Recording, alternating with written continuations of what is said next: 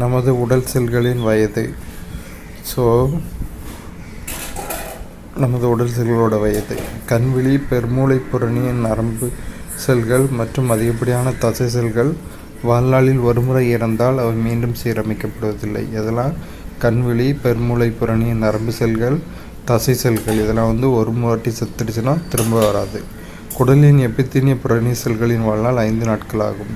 குடலின் எபித்தீலிய புரணி செல்களின் வாழ்நாள் 5 நாட்கள்.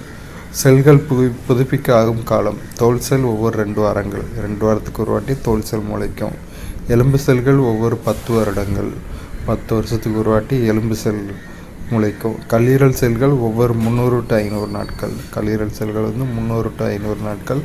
இரத்த சிவப்பு செல்கள் 120 நாட்களில் இறந்து மீண்டும் புதுப்பிக்கப்படுகின்றன. ரெட் பிளட் செல்ஸ் RBCs 120 நாட்கள், ஏறத்தாழ 4 மாதம் மீண்டும் புதுப்பிக்கப்படுது.